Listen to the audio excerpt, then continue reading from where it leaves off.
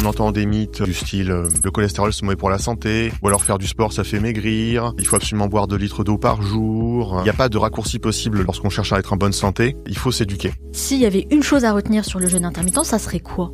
Chez la souris, ce que ça fait, c'est que ça prolonge effectivement l'espérance de vie, mais la grave erreur qui est faite, je sais pas pourquoi personne n'en parle, c'est que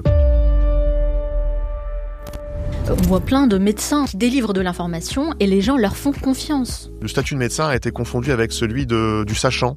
Mais les médecins ne sont pas des scientifiques, ce sont des praticiens. Et s'ils n'ont pas la discipline eux-mêmes de se mettre à jour au niveau de la recherche scientifique, ils seront dépassés rapidement. C'est le régime cétogène. Et vu la tête que vous faites, j'ai l'impression que vous n'en pensez pas forcément du bien. Lorsqu'on pratique le régime cétogène, il y a des choses qui passent mal dans le corps. Un des premiers leviers qu'on a sur notre santé, c'est de maximiser la qualité et la quantité de nos mitochondries. Lorsque vous avez un LDL qui est très haut, mais que vous êtes sédentaire, vos risques de maladies cardiovasculaires, il explose. Et vous dites d'ailleurs que dans tous les sports où il y a de l'argent, il y a du dopage. Comment est-ce que vous expliquez que Cristiano Ronaldo puisse être encore au même niveau qu'à ses 20 ans ? Arnold Schwarzenegger, il a fait 6 crises cardiaques jusqu'à l'heure actuelle. Est-ce que la marche rapide inclinée fait perdre du poids ? Non. C'est pas le sport qui fait perdre du poids. Ce qui fait perdre du poids, c'est la combinaison de 2 choses. C'est un sommeil de qualité et... Quels sont les compléments alimentaires qui sont utiles à prendre selon vous ? Si vous avez plus de 40 ans, il y a des compléments qui commencent à devenir utiles parce que le corps vieillit. Et le fait de manquer de cette coenzyme Q10, typiquement, ça peut amener aux crises cardiaques. Ça, c'est quelque chose de douloureux à entendre, mais on peut avoir le meilleur régime alimentaire du monde. C'est pas ça qui fait qu'on vivra en bonne santé et longtemps. Ce qui fait qu'on vivra en bonne santé et longtemps, c'est... On l'a découvert sur YouTube, une vidéo dans laquelle il reprend point par point l'une de nos interviews avec une nutritionniste. Mais pas pour clasher, pour corriger, nuancer, expliquer. Et franchement, c'était rigoureux, respectueux et très bien fait. Alors on s'est dit ok, il a bossé, il est exigeant, et peut-être même qu'il a raison. Donc nous l'avons invité. Pas pour débattre, mais pour comprendre pourquoi, selon lui, la vulgarisation scientifique pose parfois problème, et comment mieux transmettre la complexité sans la trahir. Il est physicien, théoricien de formation, ancien chercheur à l'INSEP, expert en physiologie, dopage et longévité. Il enseigne à l'EDNH, forme des professionnels de santé, et cumule 10 ans d'expérience comme coach sportif. Et au passage, 4 titres de champion de France, une médaille européenne et plusieurs records en aviron indoor et musculation. Vincent Foulonneau, bonjour et bienvenue dans le Manal Show. Bonjour, merci. Comment ça se passe ? Je vous sens un peu tendu là, comment ça va ? Non, ça va très bien, ça va très bien. Alors vous êtes à Toulouse, moi je suis à Paris, c'est pour ça qu'on fait cet entretien à distance. Ouais. Merci en tout cas pour le temps que vous allez nous accorder. Qu'est-ce que vous aimeriez que les gens comprennent réellement sur la science du corps humain ? Peut-être que la première chose à comprendre, c'est qu'il y a énormément de choses à comprendre et qu'on ne peut pas simplifier la complexité du corps humain. On voit souvent des discours essentialistes ou simplificateurs par recherche de pédagogie ou de vulgarisation, et c'est très bien. Mais la simplification à outrance, répétée de manière excessive sur les réseaux sociaux, a tendance à faire oublier au grand public l'absurde complexité du corps humain. Il y a un manque d'éducation de la population générale. On entend des mythes classiques du style le cholestérol c'est mauvais pour la santé, ou alors faire du sport ça fait maigrir, il faut absolument boire 2 litres d'eau par jour, ou alors si vous êtes fatigué c'est parce que vous manquez de vitamines. Ce sont des pseudo-mythes, des choses qui sont à moitié fausses, à moitié vraies. En fait, la grosse problématique, c'est que, encore une fois, c'est la simplification à outrance. Et il n'y a pas de raccourci possible lorsqu'on cherche à être en bonne santé pour soi-même. Il faut s'éduquer. Ça passe par quoi, l'éducation ? Ça passe déjà par un effort de discipline de la part de la personne qui cherche à s'éduquer. Ça passe par la lecture de livres. Et je crois que ça doit très peu passer par les réseaux sociaux. Au sens où si vous êtes sur un réseau social pour vous éduquer sur la santé, mais que vous dépendez de la personne que vous entendez, c'est que la personne fait probablement mal son job. C'est pour ça que j'ai d'ailleurs un problème avec les influenceurs en général, c'est-à-dire que ils ont tendance à rendre dépendants les gens qui s'abonnent à eux, alors que le principe typiquement d'un enseignant, c'est de rendre libres les apprenants. C'est probablement ça la très grosse difficulté, c'est trouver et des sources d'informations qui vous rendent libre, autonome en termes de savoir. Oui, et il y a aussi une chose très intéressante que j'ai remarqué, Vincent, c'est qu'en fait, les vrais scientifiques, ceux qui ont consacré leur carrière à leur recherche et leur travail, ne sont pas forcément sur les réseaux sociaux. Et je pense notamment à une personne en particulier qui est le professeur Jean-Paul Tassin que j'ai reçu dernièrement, qui lui est spécialiste de l'addiction, de la dopamine. Eh bien, figurez-vous qu'il n'a même pas de réseau social. Et ça, c'était très intéressant de pouvoir discuter avec lui. Ouais, tout à fait. C'est un gros problème, ça, qui est que les ultra-spécialistes, pas les experts, parce que le terme expert est très galvaudé. D'un point de vue de la définition, un expert, c'est simplement quelqu'un qui est désigné comme un expert momentanément pour résoudre une situation complexe, parmi d'autres experts. Et donc, on emploie souvent le terme expert parce que les gens, du coup, c'est putaclic, entre guillemets, hein, les gens aiment bien cliquer là-dessus. Mais le vrai terme, c'est spécialiste. Et les spécialistes, les chercheurs, les scientifiques, ils sont en général, quand ils font bien leur travail, ils sont débordés, donc du coup, ils n'ont pas le temps pour ça. C'est ça. Et c'est un vrai problème parce qu'il y a le gap entre, disons, le savoir des praticiens professionnels, diplômés, est déjà très grand avec le savoir des influenceurs, des curieux qui ont de l'influence sur la population, et des charlatans également. Mais le gap entre les praticiens, donc nutritionnistes, médecins et compagnie, et les spécialistes, les chercheurs, est gigantesque également. Et donc le problème, c'est que moi, typiquement, mon métier, c'est de joindre les deux bouts entre les professionnels de santé, les praticiens et les chercheurs. En gros, de transmettre de manière pédagogique ce que racontent les chercheurs ou le monde de la recherche aux professionnels de santé pour élever le niveau des professionnels de santé.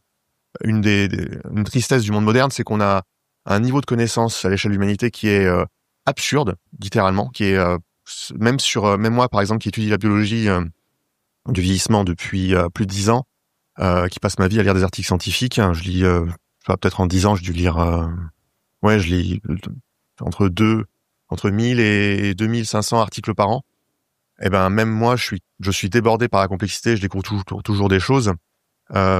Et on se rend pas compte de cette complexité-là, et c'est très difficile de la transmettre. Et en plus, c'est-à-dire que les chercheurs eux-mêmes, comme ils sont trop dans leur discipline, ils ont du mal à faire preuve de pédagogie. Et vous l'avez dit, hein, Vincent, on voit de plus en plus d'experts ou de spécialistes s'exprimer sur plein de sujets différents.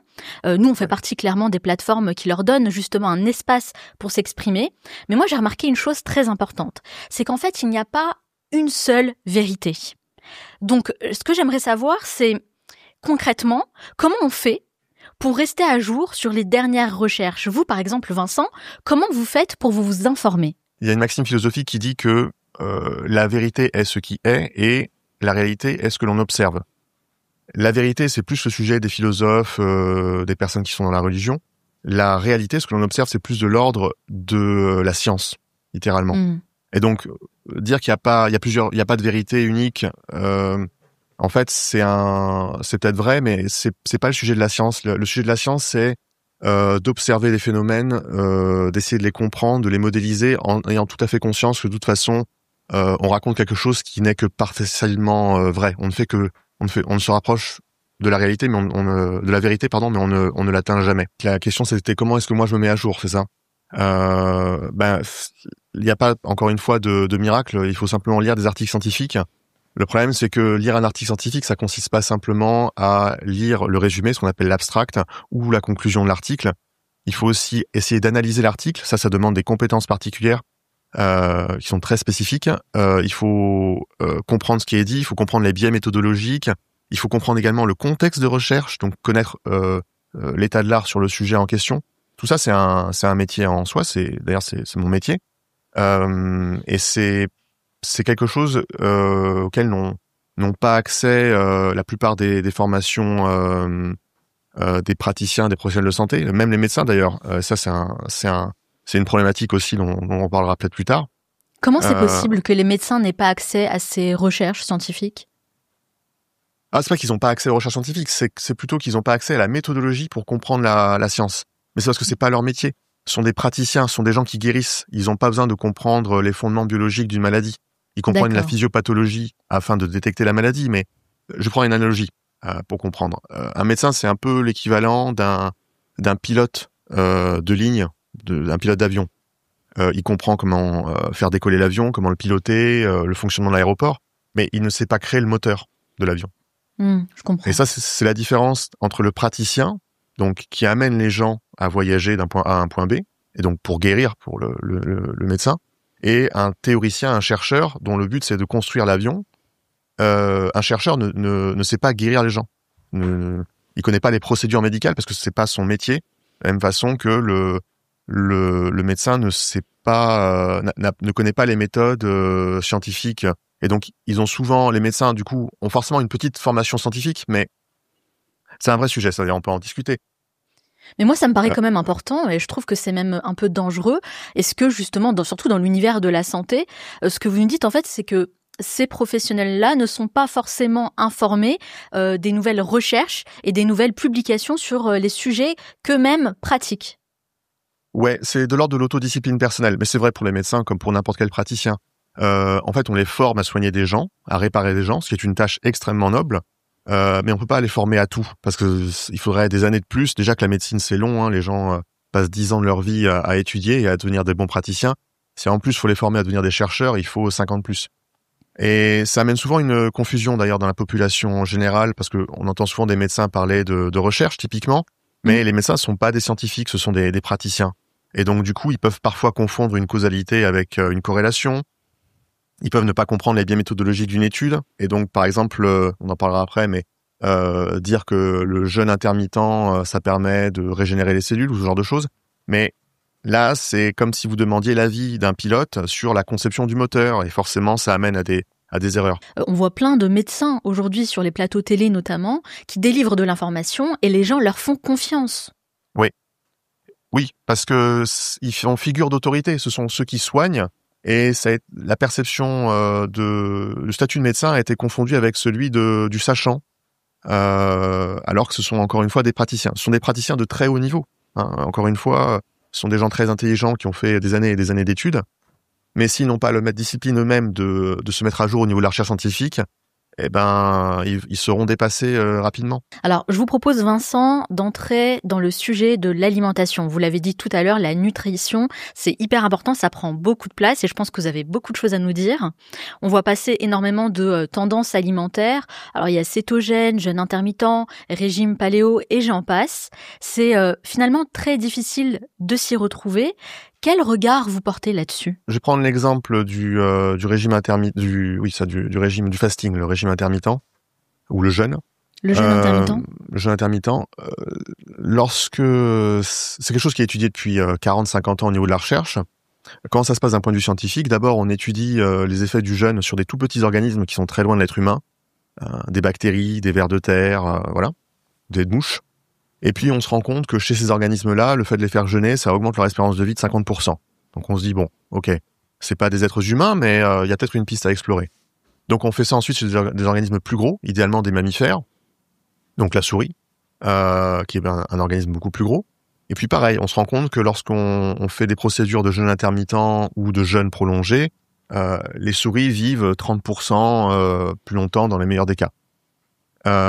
Et lorsqu'on est chercheur, du coup, on publie ça. Et évidemment, il y a aussi un effet, entre guillemets, de marketing dans la recherche. C'est-à-dire que c'est important aussi d'amener à des hypothèses futures en mode c'est peut-être le cas aussi chez l'être humain. Mais ensuite, le temps que ces choses-là se fassent chez l'être humain, de manière très contrôlée, ce qui n'est pas forcément évident d'un point de vue expérimental, qu'il y ait des études longitudinales qui soient faites, donc ça veut dire des études sur très très longtemps, 10, 20, 30 ans, pour voir si effectivement, si la pratique du jeûne chez les personnes âgées où le jeûne intermittent va prolonger la durée de vie ou améliorer la qualité de vie. Le temps que ce soit fait, ça prend énormément de temps et ce temps-là, c'est pas le temps de Twitter ou Instagram. Du moment où on voit qu'une souris a gagné 30% d'espérance de vie, boum, ça part sur Insta et alors là, c'est bon, faites du jeûne, ça devient la nouvelle cure de jouvence.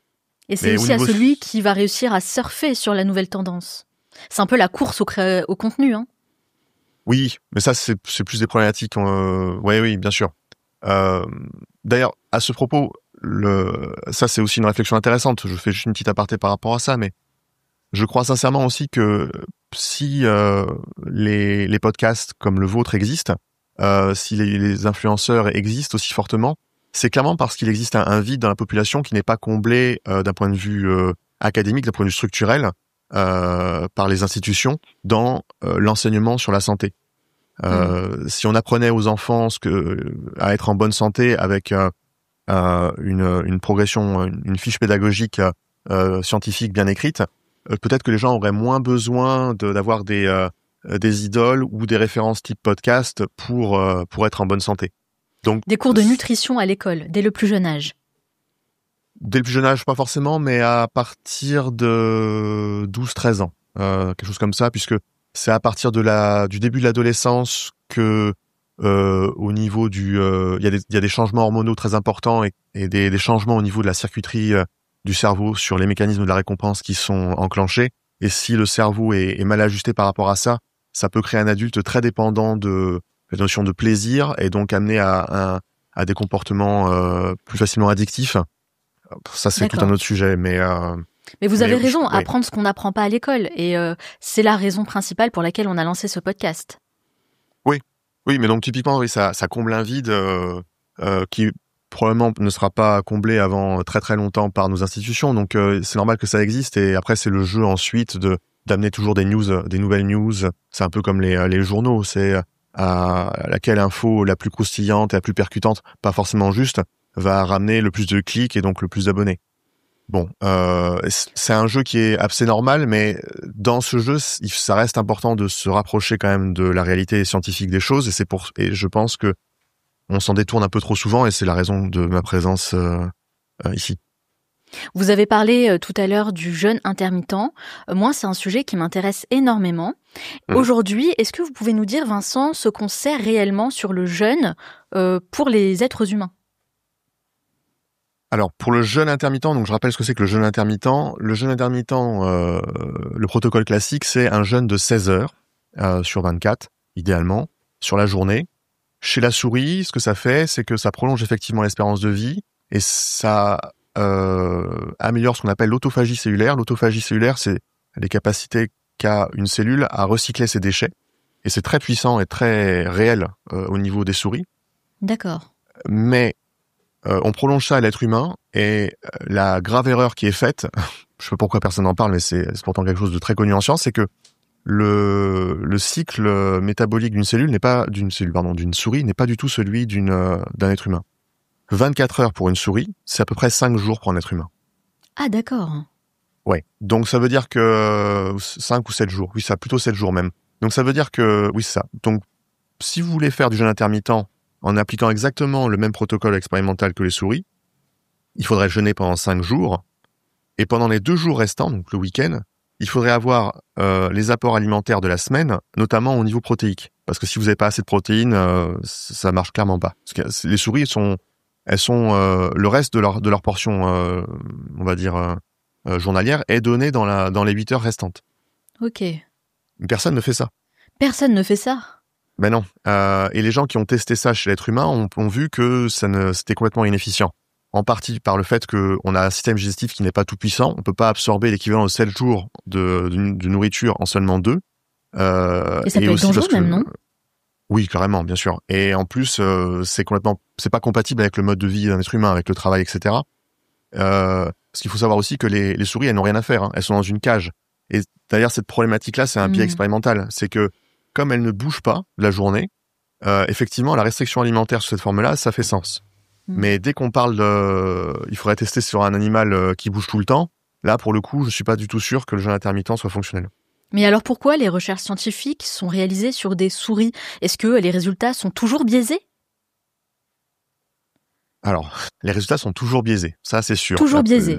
La difficulté, mais aussi la beauté de la recherche, c'est de savoir en fait où sont les biais. Parce qu'une fois qu'on sait où sont les biais, alors ça veut dire qu'on sait où est la part de vérité, où est la part de mensonge. Et ce qui nous intéresse, c'est juste la part de vérité scientifique. Voilà.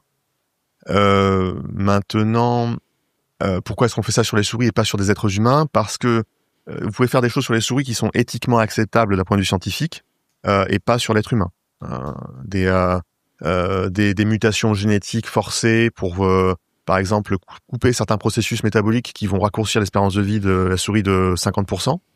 C'est éthiquement inacceptable chez un être humain, c'est éthiquement acceptable du point de vue scientifique. Alors, ça aussi, c'est des choses qu'on sait pas trop, mais on se rend pas compte à quel point la science est un abattoir de masse pour des petits mammifères comme les souris. Hein. On est, je le dis vraiment clairement, pour des gens qui sont des défenseurs des animaux, la science, c'est un régime nazi pour les souris. Hein. Elles passent leur vie en cage toute leur vie, on les traumatise, on les charcute pour comprendre des mécanismes biologiques qui permettent ensuite, dans certaines situations, d'avoir de nouvelles informations intéressantes en biologie qui peuvent sauver des gens. Et là, c'est une problématique éthique de savoir à quel point on est prêt à faire du mal à d'autres mammifères pour le bénéfice d'êtres humains. Mais ça, c'est de la pour le coup, barbarie sur les animaux. Ouais. D'ailleurs, c'est rigolo c'est rigolo entre guillemets. Hein. Dans les années c'était les années 50, entre les années 50 et les années 80-90, il y a eu clairement cette espèce de gap au niveau scientifique, cette ligne rouge à ne pas franchir, puisque avant de passer à la souris, hein, idéalement, c'est mieux de faire des expériences sur des êtres vivants proches de nous, comme le singe. Et dans cet intervalle-là, entre les années 50 et les années 90, il y a eu les pires choses qui ont été faites sur les singes, et ça a d'ailleurs soulevé très négativement l'opinion publique, et du coup, la recherche a arrêté de faire ça, et on a d'autres procédures maintenant. Bizarrement, dans la tête des gens, la majorité des gens en tout cas, torturer entre guillemets des souris ou réduire leur espérance de vie de moitié pour des injonctions scientifiques, c'est beaucoup plus acceptable éthiquement que torturer des animaux plus gros. Et c'est pour ça du coup qu'on a choisi la souris, c'est pour remplacer le singe, uniquement pour ça. Qu'est-ce qu'elle a de si spécial? La spéciale qu'elle est petite, qu'elle a 99,9% de gènes en commun avec nous, que c'est un mammifère, que au niveau immunitaire, on a quasiment le même système immunitaire à peu de choses près, ou en tout cas il est très modulable, et on peut injecter en elle, par exemple, notre système immunitaire. Les variables métaboliques qu'elle possède sont ajustables par rapport à nous. Enfin, on l'a tellement étudié que on est capable en fait de voir dans quelle direction on peut faire des approximations sans trop se tromper. C'est plutôt ça. Alors, une phrase simple, du coup, pour résumer votre idée du jeûne intermittent, parce qu'on entend tout et n'importe quoi aujourd'hui, hein, clairement sur Internet. S'il y avait une chose à retenir sur le jeûne intermittent, ça serait quoi? Le jeûne intermittent n'est pas mauvais pour la santé, mais c'est pas ça qui va vous faire gagner 10 ans d'espérance de vie. Voilà. C'est ni bon, ni mauvais. C'est pas un régime miracle. Voilà. C'est surtout ça qu'il faut comprendre. Par contre, on peut observer parfois la chose suivante, ce qui est quelque chose d'assez intéressant, c'est que le régime intermittent, donc le fait de sauter un repas, ça peut aider à réguler parfois la glycémie chez certaines personnes. Et ça tient non pas au fait qu'il y ait un jeûne de 16 heures, mais ça tient à la structure même de la journée, le fait qu'il y ait que 2 repas. Parce que en n'ayant que 2 repas, en forçant la personne à ne voir que 2 repas dans une journée, vous l'empêchez de grignoter, et souvent ça aide à réguler un peu la glycémie, ce qui peut être pratique pour des gens qui ont des problématiques par rapport à ça. Et est-ce qu'on peut perdre du poids grâce au jeûne intermittent? Non. Les gens qui ont tendance à perdre du poids avec le jeûne intermittent, c'est simplement parce qu'ils ont des petits estomacs, et que donc forcément en mangeant 2 repas au lieu de 3, ils sont calés plus vite, et donc du coup ils perdent du poids. Mais faut pas oublier que un déficit calorique permanent, ça amène littéralement à la mort. Hein. Au bout d'un moment, on trouve l'équilibre. Il y a aussi beaucoup de choses, moi, que j'ai lues et entendues, notamment pour les femmes. C'est vrai que beaucoup de recherches également sont menées par des chercheurs, des scientifiques hommes. Du coup, les résultats ne sont pas forcément les mêmes. Hein. Quand on est une femme, il y a les hormones qui rentrent en jeu, ce genre de choses. Est-ce que vous êtes mis à jour à ce niveau-là? Oui, alors effectivement, jusque dans les années 2005, 2010 à peu près par là, ouais, jusqu'à 2010 pour donner un chiffre. On considérait que les femmes étaient des petits hommes, littéralement. Donc carrément, ça, des femmes, ouais. Les femmes sont des petits hommes. Ouais, je m'attendais pas à ça. Surtout dans le domaine du sport d'ailleurs. D'accord. Et donc ça a amené à pas mal de problèmes, et ça a été. Et ça posait problème à personne de dire ça, au calme. Non, mais en fait, on se rend pas compte à quel point la science évolue vite, mais c'est vrai que oui, par exemple, il y a encore 20 ans, l'écologie c'était plus un truc de hippie dans la forêt. Bon, alors maintenant, on sait que c'est un vrai problème. même s'il y a des gens qui en parlent depuis très longtemps, des gens sérieux. Les différences hommes-femmes dans l'alimentation, dans le sport, sont des choses qui sont évidentes, et pourtant on s'intéresse sérieusement à la chose depuis seulement 15 ans, on va dire, c'est 15, très 20 récent. ans. C'est comme ça. Au niveau alimentation, concernant le jeûne intermittent, il n'y a pas une très grande différence. La problématique des femmes, c'est que vous avez une structure interne plus complexe que la nôtre, et ça veut dire que vous avez un peu plus de fragilité, et donc il se dire qu'il faut moins faire de bêtises. Vous êtes plus sensible aux effets négatifs de la cigarette, aux effets négatifs de l'alcool, de la drogue. D'accord. Vous êtes plus sensible aux effets négatifs du jeûne. En fait, par rapport à ça, vous avez un peu plus de sensibilité. Mais la contrepartie, c'est que vous êtes, par exemple, plus résilient au stress. Par exemple, au niveau du cerveau, c'est quelque chose de connu. Vous avez des conformations au niveau neuronal qui sont un peu différentes des nôtres, donc vous pensez un peu différemment des hommes. Bon, ça, c'est pas une news, hein, ça. Au niveau hormonal, il faut, par exemple, sur le niveau de l'entraînement, faire attention si on est juste avant les règles ou pendant ou après. Si on est juste avant les règles, on peut se permettre d'aller un peu plus dans l'intensité. Le corps est fait pour ça. Si c'est pendant, il vaut mieux relâcher un peu. Et si c'est la phase juste après les règles, c'est, disons, une période à peu près normale. Mais ces choses-là, ça rajoute un espèce de cycle à la vie d'une femme dont on n'avait pas forcément conscience avant. Au niveau alimentaire, ce que ça veut dire, c'est qu'en général, il faut avoir un apport en fer un peu plus important, significativement plus important en fer et en protéines pendant la phase des règles. Et oui, j'en ai fait les frais récemment, du fer, du manque de fer. Voilà, et un peu plus important juste avant les règles, les menstruations. C'est surtout ça, les différences. Mais pour le jeûne intermittent, il n'y en a pas de véritable. En fait, il faut simplement vous dire la chose suivante, c'est que en tant que femme, comme vous avez cette capacité à abriter la vie en vous, vous avez un système interne qui est un peu plus complexe, qui est cyclé par rapport à celui d'un homme, et il faut simplement du coup avoir conscience de ça, et disons les dérives pardonnent moins que pour les hommes. Merci beaucoup en tout cas pour ces explications qui pour moi sont très importantes, parce que comme vous le dites, ce sont des études et des choses qu'on partage que très récemment finalement, sauf qu'il y a une vraie différence, parce que il y a les hormones, les cycles menstruels, etc. Et je crois que c'est important quand même de prendre ça en considération. Il y a aussi une autre tendance de régime alimentaire qu'on voit beaucoup, c'est le régime cétogène. Qu'est-ce que c'est ? Et qu'en pensez-vous ? Et vu la tête que vous faites, j'ai l'impression que vous n'en pensez pas forcément du bien. Alors, j'en pense ni du bien ni pas du bien. Ce qui m'attriste avec le cétogène en ce moment, c'est qu'il y a une énorme vague, une mode actuelle sur ce sujet qui est pas très saine. Comment aborder la question ? Le régime cétogène de manière très simple, c'est simplement le fait d'enlever la majorité des glucides dans l'alimentation, voire la totalité des glucides. En termes de quantité, ça veut dire quoi ? Ça veut dire avoir un apport inférieur à 50 grammes de glucides par jour à peu près, quelque chose comme ça. Ce qui est assez peu, mais qui existe. Et le régime cétogène strict, c'est 0 glucides. Et on compense par quoi, du coup ? Si on veut avoir un apport calorique équilibré, ça veut dire plus de sources de protéines, plus de gras, littéralement. Et plus de légumes avec pas trop de glucides dedans.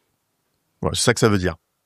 Alors comment est-ce que ça a émergé cette histoire-là ? En fait, on sait depuis très longtemps que chez des personnes qui ont des crises d'épilepsie, chez ces gens-là, le glucose est mal géré au niveau du cerveau, et le fait de couper le glucose permet dans la majorité des cas, encore une fois, c'est pas absolu, mais dans la majorité des cas, de couper les crises d'épilepsie.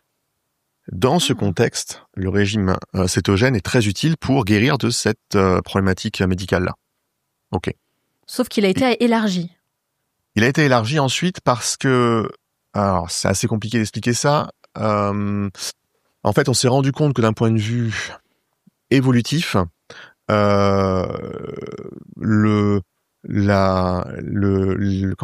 glucides en excès ont tendance à favoriser la prise de masse grasse, avec toutes les conséquences en cascade sur le plan métabolique que ça peut inclure, augmentation de l'acide urique qui est un marqueur potentiel d'Alzheimer, la prise de masse grasse, le diabète de type 2, l'obésité, les maladies métaboliques, des dégénérescences dans les tissus au niveau du cerveau, enfin bon.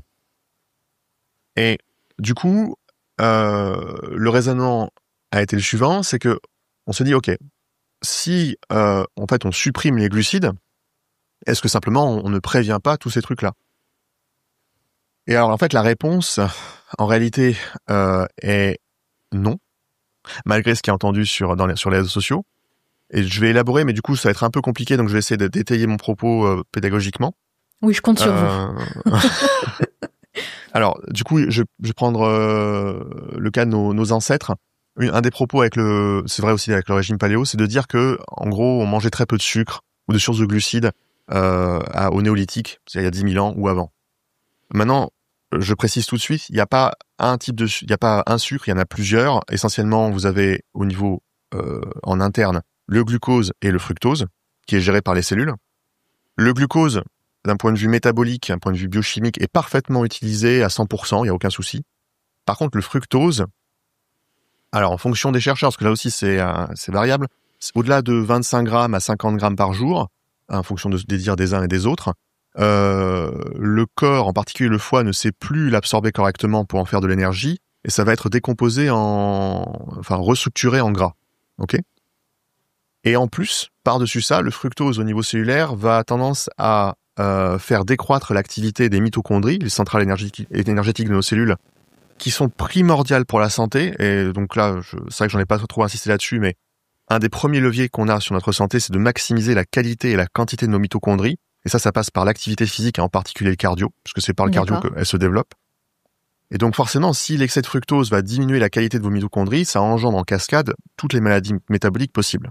Nos ancêtres, alors, étaient très actifs. La moyenne si on compte en termes de pas par jour, un être humain avait à peu près, d'après les estimations des anthropologues, un territoire à couvrir à peu près de 500 000 km², c'est la surface de la France. En gros, pour couvrir un territoire pareil, il faut faire 20 000 pas par jour avec une fois 60 000 pas par jour par semaine. C'est colossal. Aujourd'hui, la moyenne de pas, c'est plutôt aux alentours des 4 000, 5 000. Parfois un peu plus, ça dépend. En France, c'est peut-être un poil plus, il me semble. Il faudrait que je vérifie les chiffres. Mais ça reste quand même très inférieur à ce que faisaient nos ancêtres. On passe l'essentiel de notre temps assis. Et donc, et c'est là que j'insiste sur ce point, c'est que c'est la dépense calorique que l'on n'a pas qui engendre derrière les problèmes par rapport au fructose. Mais si vous avez une activité physique très régulière, que vous faites du sport tous les jours, vous pouvez manger du fructose, vous pouvez même un peu dépasser les limites, il n'y a pas de souci par rapport à ça. Simplement, la majorité des gens sont sédentaires. Donc, toutes ces informations-là que je vous donne, sur le plan évolutif, sur le plan métabolique, sur le plan physiopathologique, ça a amené à, un faisceau convergent d'indices théoriques pour dire que il fallait supprimer les glucides pour éviter les problèmes sur le long terme. D'accord. Voilà. Malheureusement, en pratique, ce qui est observé, c'est que lorsqu'on pratique le régime cétogène, il y a des choses qui passent mal dans le corps. Alors, du coup, je vois rarement ça sur les plateaux, donc je vais l'expliquer maintenant.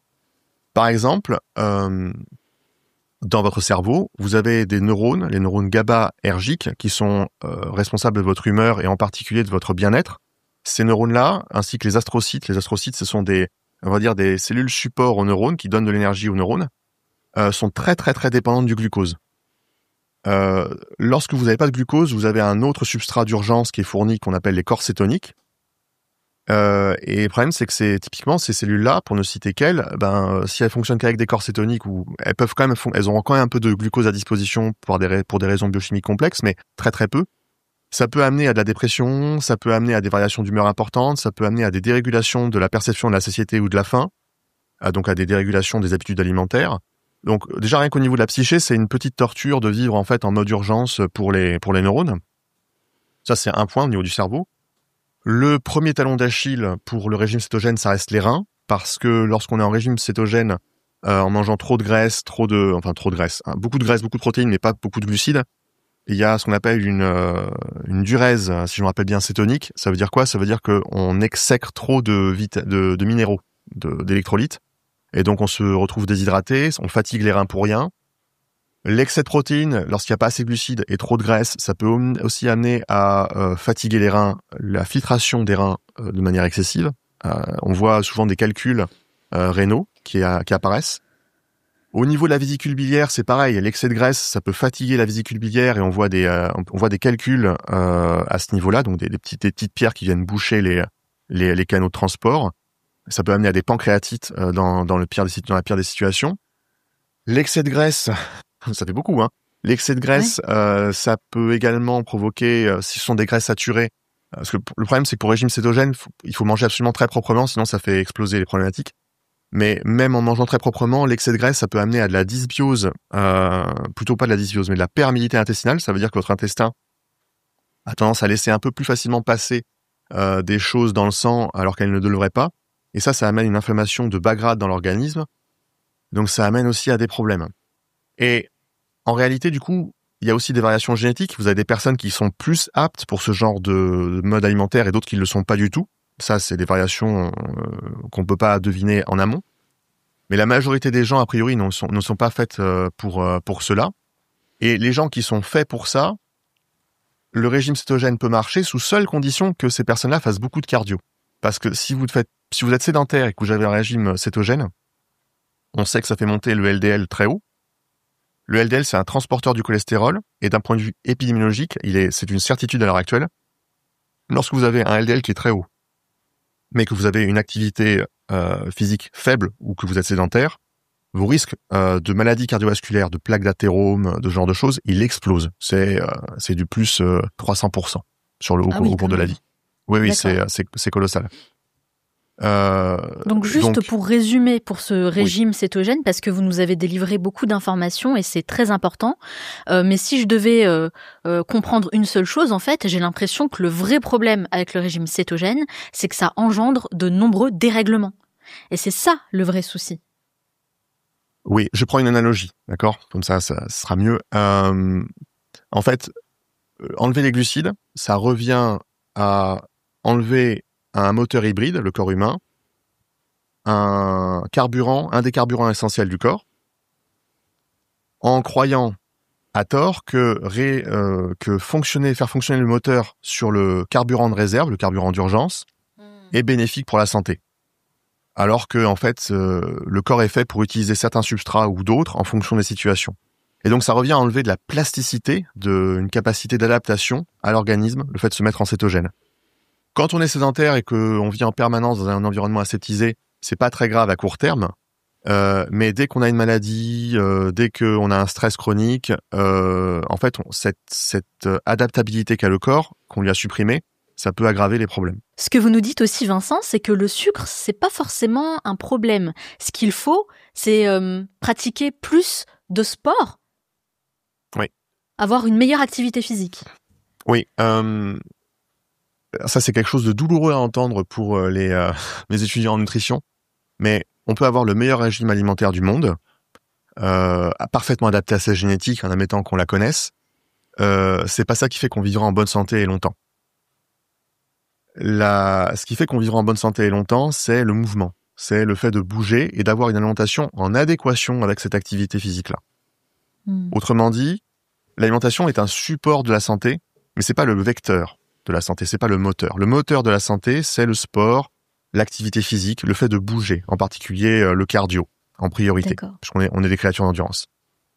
Et lorsque vous avez ce vecteur, ce moteur, vous lui fournissez à côté l'alimentation adaptée à vous, avec votre contexte particulier, et vous pourrez maximiser votre santé. Voilà. Est-ce que vous pensez qu'on donne peut-être un peu trop d'importance à l'alimentation, justement ? C'est difficile à dire. En fait, les peurs sur l'alimentation sont justifiées à l'heure actuelle parce qu'on a un mode de fonctionnement depuis un siècle qui est très différent par rapport à nos ancêtres, qui est l'alimentation industrielle. Et du coup, c'est important aussi de comprendre que l'alimentation industrielle, c'est un mal et un bien en même temps. Ça a permis de nourrir des millions de personnes, donc d'empêcher des millions de personnes de mourir de faim.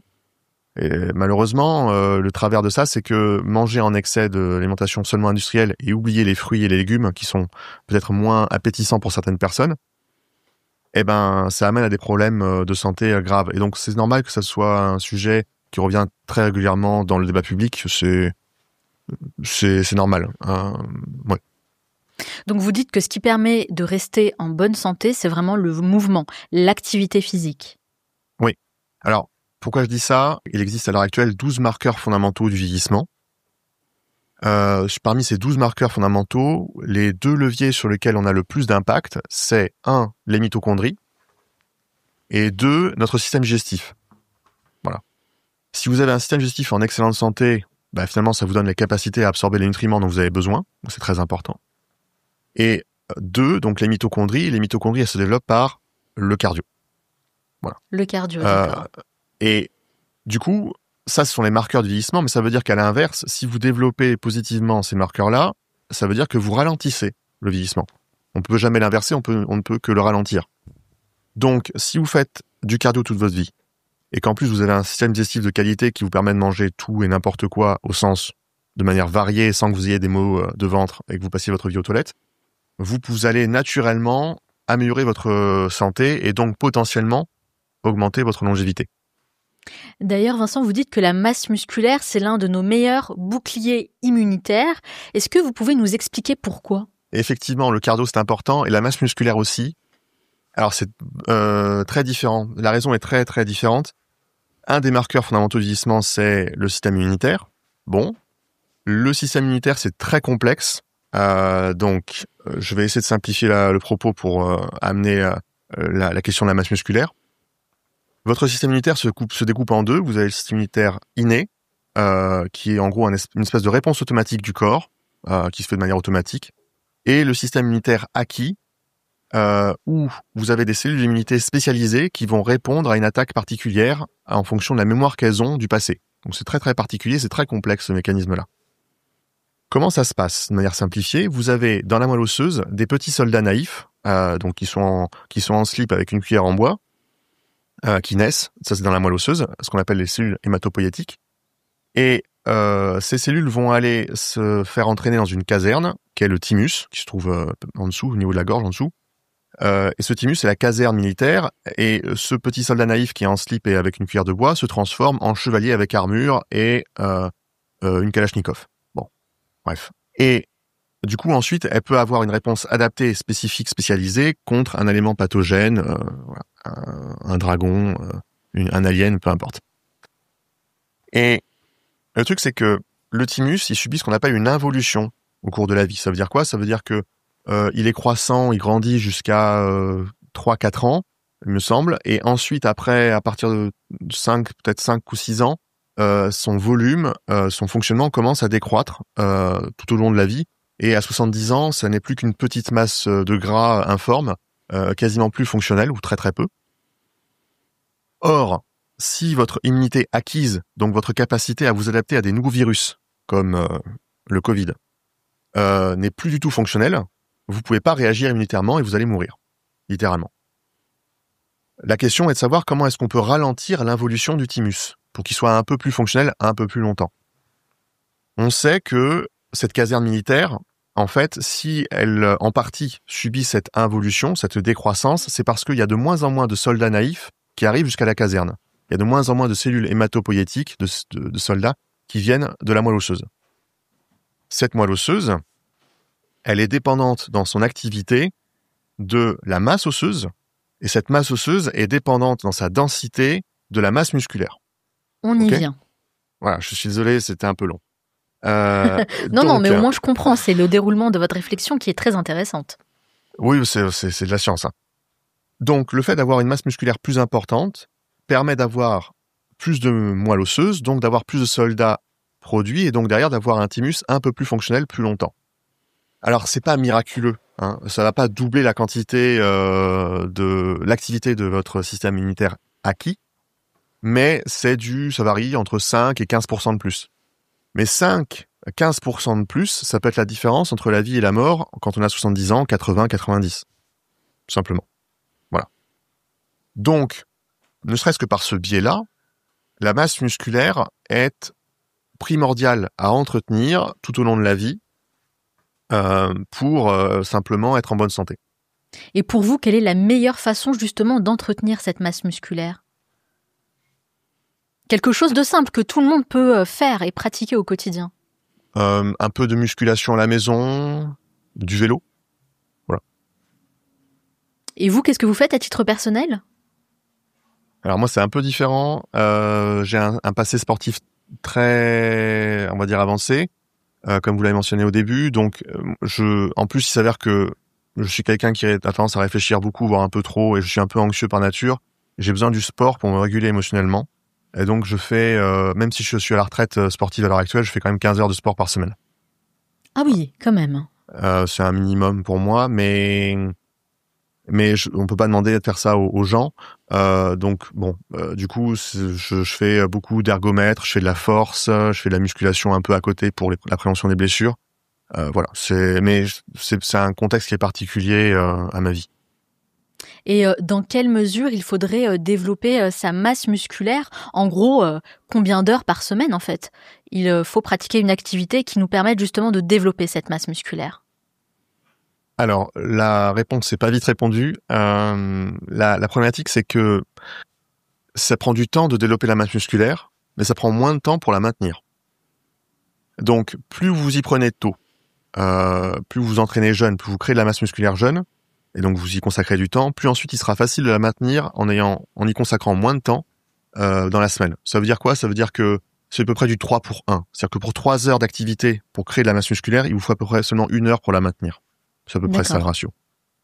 Donc ça dépend. Si vous êtes complètement sédentaire et que vous avez 40 ans, il va falloir prendre du temps, 1 an, 2 ans pour prendre 10 kilos de masse musculaire. 10 kilos. À cet âge-là, peut-être un peu moins. 5, 7 kilos. Et par contre, dans un second temps, il vous faudra beaucoup moins de temps pour la maintenir. Donc il faut être patient. C'est très très long. C'est très très long et c'est d'ailleurs pour ça qu'il y a des gens qui prennent des raccourcis comme les stéroïdes. Je pense que c'est une très mauvaise idée. Alors moi j'ai reçu récemment un spécialiste de la longévité qui nous a dit que les sportifs de haut niveau vieillissent très mal. En d'autres termes, que le sport de haut niveau, c'est pas forcément quelque chose de bénéfique pour le corps. Vous répondez quoi à ça?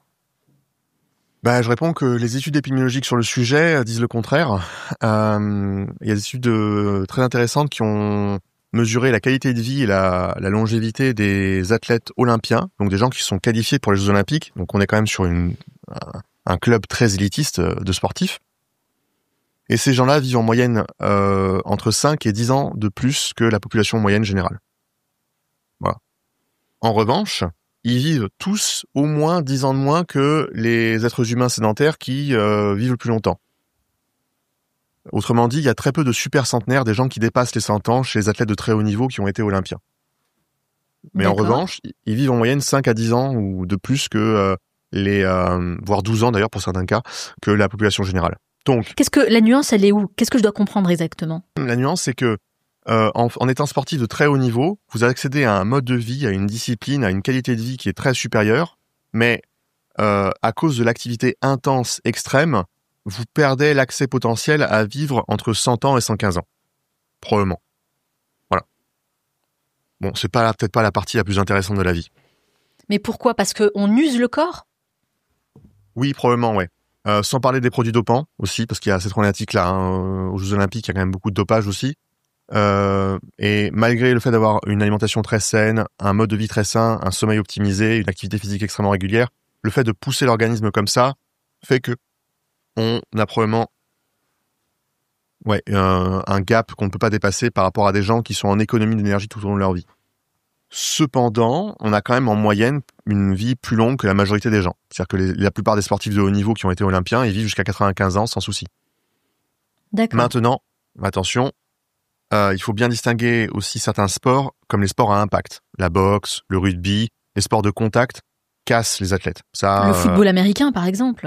Alors, le football américain, c'est le pire de tous, effectivement. En plus, sachant que le dopage est complètement banalisé dans ce sport-là, on se retrouve avec des gens qui meurent à 35 ans. Voilà. Donc, si vous voulez connaître typiquement les activités chez les Olympiens, donc les activités qui sont à mener pour maximiser l'espérance de vie, vous avez la course à pied sur les distances relativement courtes, inférieures à 5 km, 5-10 km. Vous avez l'aviron, vous avez le cyclisme, vous avez le décathlon, typiquement. Donc en gros, souvent, ce sont les activités cardio qui amènent à l'espérance de vie de plus 10, plus 12. Vous avez été sportif de haut niveau et vous dites d'ailleurs que dans tous les sports où il y a de l'argent, il y a du dopage. Est-ce que vous pouvez nous dire un petit peu ce que vous avez vu, ce que vous avez constaté à titre personnel? Ouais. Alors encore une fois, c'est pas que moi qui le dis, hein. C'est des constats scientifiques, statistiques. En fait, ce qu'on voit, typiquement, moi, j'ai pratiqué un sport amateur puisqu'il n'y a pas de récompense financière. Et malgré tout, dans mon sport, il y a quand même un peu de dopage. C'est-à-dire qu'il y a au moins une personne par an qui se fait toquer pour dopage sur le pool d'athlètes de très haut niveau, sur 200, 300 athlètes. Maintenant, à partir du moment où la récompense financière est plus importante, les risques de dopage sont plus importants. C'est quelque chose de bien observé statistiquement. Comment expliquer ça? Encore une fois, si la balance bénéfice-risque est positive, que vous pouvez devenir millionnaire, mais que ça vous fait perdre 5 ans d'espérance de vie, ben la plupart des gens disent oui, ok. S'ils ont la chance de pouvoir y accéder, ils le font. Pourquoi est-ce qu'il y a plus de dopage à cause de l'argent? Simplement parce que, encore une fois, c'est une compétition où les meilleurs gagnent, et le dopage est un tel levier pour performer par rapport aux autres que du coup, ça devient une nécessité à très haut niveau. Je prends des exemples divers et variés dans différents sports. Oui, c'est ce que je l'ai demandé. Est-ce que vous avez des exemples des sports dans lesquels c'est le plus répandu? Oui, alors ce qui est rigolo, c'est que là où c'est le plus répandu, c'est là où on en parle le moins. Typiquement, le foot, le basketball, le rugby, le cyclisme, on en parle énormément, mais il est très présent. Le tennis, la NFL également. Alors, tous ces sports-là, donc il y a du dopage dans le foot. Oui, bien sûr. C'est pas. Comment est-ce que vous expliquez que Cristiano Ronaldo puisse être encore au même niveau qu'à ses 20 ans en ayant, alors il a quasiment 40 ans maintenant, ou peut-être un peu plus, je me rappelle plus très bien. Vous pensez que ses performances ne sont pas forcément dues uniquement à sa discipline et à son travail acharné, mais que Cristiano Ronaldo prend de la drogue? Oui, c'est de la drogue, des produits dopants, oui, spécifiquement. Des produits dopants. C'est très probable, oui. C'est comme pour LeBron James. LeBron James, la NBA et le basketball professionnel est un sport ultra compétitif avec des talents incroyables. LeBron James est un très grand joueur, mais il peut pas lutter indéfiniment contre les dégâts du temps et maintenir une masse musculaire pareille à son âge en revenant de blessures graves. C'est littéralement impossible. Mais il prend quoi concrètement pour pouvoir améliorer ses performances? Alors ça dépend des sports, mais typiquement, vous avez la GH, une hormone de croissance qui permet la régénération tissulaire. Vous avez les stéroïdes pour augmenter la masse musculaire et la réparation. En fait, ça permet tous ces produits-là d'augmenter souvent les facultés de récupération. Comme on récupère plus vite, forcément, on peut s'entraîner plus et maintenir un niveau plus haut. Et pour le cardio, le classique, c'est l'EPO ou les amphétamines qui améliorent considérablement les capacités cardiovasculaires. Ça, on voit plus souvent ça dans le cyclisme, par exemple, ou dans des sports cardio comme l'aviron. Et comment vous expliquez le fait qu'on en parle quand même assez dans le cyclisme, mais pas du tout dans le milieu du foot, de la NFL, des sports comme ça qui sont quand même grand public et qui, comme vous le disiez, brassent non seulement beaucoup d'argent, mais beaucoup de monde aussi? Oui, mais justement, c'est parce que ça brasse beaucoup d'argent qu'on en parle moins. Quand on parle beaucoup du cyclisme, en partie parce que historiquement, c'est les premiers à avoir vu des sportifs mourir à cause du dopage. Mais c'est un sport pauvre, le cyclisme. Ils peuvent pas graisser la patte d'un système de contrôle antidopage. Si je prends par exemple, le tennis. Le tennis, il y a du dopage, mais la fédération est tellement puissante qu'elle peut très bien graisser la patte des contrôleurs. Quand je dis graisser la patte, c'est de la corruption, littéralement. C'est payer des centaines de milliers d'euros à un contrôleur qui dit finalement, je vais mettre de l'eau dans le truc plutôt qu'autre chose. Alors ça veut dire qu'on peut imaginer que les plus grands athlètes de haut niveau que les gens admirent prennent des produits dopants. Ouais, mais il y a eu le cas de Nadal là, qui a été révélé cette année, je crois, ou l'année dernière. Rafael Nadal, qui est un des plus grands joueurs de tous les temps en tennis, il a une maladie qui fait que du coup, il a des douleurs articulaires très aiguës. Et pour contrer ça, d'ailleurs, c'est un des cas de dopage les plus classiques dans le sport de haut niveau, c'est les antidouleurs. Un médecin lui a prescrit des antidouleurs pour ça. Et cet antidouleur-là lui a certes permis de combattre sa maladie, mais ça lui a permis également de lutter contre la douleur à l'effort. Ça, c'est du dopage techniquement. D'accord. C'est pour ça qu'il était littéralement increvable, pour employer le terme juste, à l'effort et qu'il battait ses adversaires en endurance. Mais en réalité, s'il n'avait pas eu ces antidouleurs-là, il aurait même pas pu faire sa carrière. Vous, Vincent, à titre personnel, qu'est-ce que vous avez pris comme produit dopant? Parce que bon, 4 fois champion du monde avec uniquement de l'eau et des fruits. Alors champion de France, jamais été champion du monde. Champion de France, pardon. Ouais. Je vous ai donné donné des trophées en plus. Merci, c'est gentil. Alors moi dans mon sport, je me suis jamais dopé pour essentiellement 2 raisons. La première, c'est que je connais les effets négatifs des produits dopants sur la santé et du coup c'est hors de question que je bousille ma santé pour ça. Surtout si j'ai aucune récompense. Si vous m'aviez dit que être champion de France, à chaque fois que je deviens champion de France, je gagne 100 000 euros. Est-ce que vous l'auriez fait? Là, c'est un autre sujet. Probablement que oui, parce que c'est un levier qui est trop important. Je suis honnête par rapport à ça. 100 000 euros, c'est pas rien du tout. Ça permet d'acheter une maison. C'est vrai que vous êtes honnête là. Ouais. Oui, je connais trop le monde professionnel de haut niveau dans le sport pour être, on va dire, naïf sur ces sujets-là. Mais s'il y a rien à gagner, il y a aucune raison que je me charge. Ce qu'on appelle se charger, se doper. Maintenant, l'autre raison, donc ça c'est la première raison, et l'autre raison du coup c'est les aspects négatifs. Par exemple, les stéroïdes, ça accélère la régénération tissulaire très bien, mais du coup ça crée plus facilement des cancers, puisque ça active la régénération de manière excessive dans le corps. Ah oui, d'accord. Et oui, ça épaissit la taille des organes, c'est les fibroses. On se retrouve avec des personnes chez les bodybuilders, typiquement pour prendre cet exemple extrême, avec des cœurs qui sont 3, 4, 5 fois plus gros que les gens normaux. Et donc ces gens-là, ensuite, ces cœurs qui sont trop gros sont incapables de supporter leur propre masse. Et ça fait des crises cardiaques à 40 ans, 50 ans. Arnold Schwarzenegger, qui est un des bodybuilders les plus connus de tous les temps, il a fait 6 crises cardiaques jusqu'à l'heure actuelle. Il en a fait 6 ? Ouais. Ah, je le savais pas du tout. Il en est revenu à chaque fois parce qu'il est riche, il a les moyens financiers pour mettre en place des procédures médicales qui l'aident à mieux monitorer tout ça. Mais oui, c'est un risque clair. Le champion du monde considéré comme le plus grand haltérophile de tous les temps, Lachat Alakadze, qui est encore en activité à l'heure actuelle, il a déjà fait, je crois, 2 crises cardiaques pour l'instant.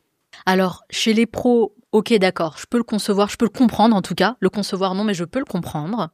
Mais Encore alors, fois, pourquoi ? Oui, moralement, c'est pas bien, mais voilà. c'est concevable. Voilà. Mais pourquoi dans le monde amateur, il y a du dopage aussi ? Alors, dans le monde amateur, ça va être les gens qui vont faire de la muscu, par exemple, et qui veulent avoir un physique comme leur idole sur les réseaux sociaux, qui sont souvent chargés et qui le disent pas. Et ça, c'est un levier, typiquement. C'est ces influenceurs qui ont un physique impossible, qui disent que simplement en mangeant des carottes et en mettant des concombres sur les yeux le soir, ils sont capables d'être à 10% de masse graisseuse avec un physique incroyable. Alors, attendez, vous pensez à quelqu'un en particulier, là ? Parce que c'est précis. Non, j'ai dit ça. Non, c'est des archétypes.